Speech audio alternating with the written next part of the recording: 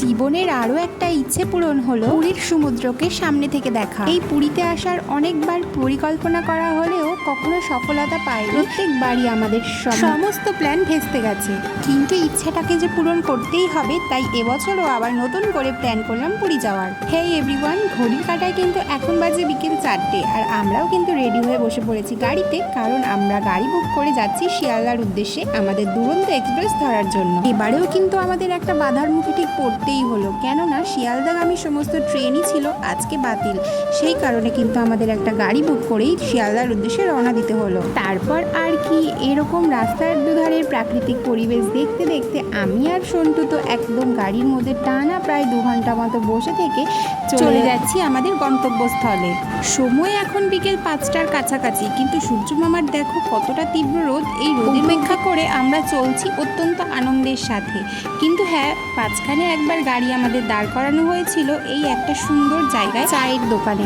তো সেখানে দেখো সূর্য প্রায় অস্ত যাচ্ছে, আর এদিকে ভিউটা বেশ দারুণ লাগছিল।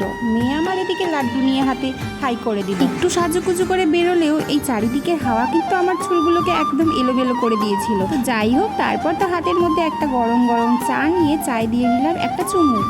সত্যি কথা বলতে কিন্তু চাটা কিন্তু দারুণ ছিল, একেবারে অসাম। আমাদের এখানে এরকম ধরনের চা আমি হয়তো খুব কমই খেয়েছি। তারপর কিন্তু আমরা ফাইনালি চলে আসলাম শিয়ালদা স্টেশনে, যেখান থেকে আমরা আমাদের দুরন্ত এক্সপ্রেসটাকে ধরবো। আর আমাদের ট্রেনও কিন্তু চলে এসেছে। আমাদের খুব ছোট্ট করেই আজকের ভিডিওটা আমি শেয়ার করছি। আর হ্যাঁ, আমরা কিন্তু এই দেখো এই একটা গ্রুপ মিলে যাচ্ছি। আর আজ বাইরে গরমটাও কিন্তু ছিল ভীষণ, একেবারে শিয়ালদা স্টেশনে এত ক্রাউডের মাঝখানে এত পরিমাণে গরম যে কি বলবো। তো আমরা তো এবার ট্রেনের সিটে বসে পড়েছি, আর এই দেখো আমি আর ওপরে সন্টু, আর এখানে তো আমাদের একটা ফ্যামিলি। তো আমরা কিন্তু ভীষণই মজা করতে করতে একদম সকাল সকাল পৌঁছে গেলাম কিন্তু সমুদ্রের ধারে। আর দেখো, যেই ইচ্ছাটা মনের মধ্যে এতদিন ধরে ছিল সেটাকে সামনে থেকে দেখে আমার মন তো কতটা খুশি। সকালটাই যেন শুরু হলো কত সুন্দর রকমভাবে।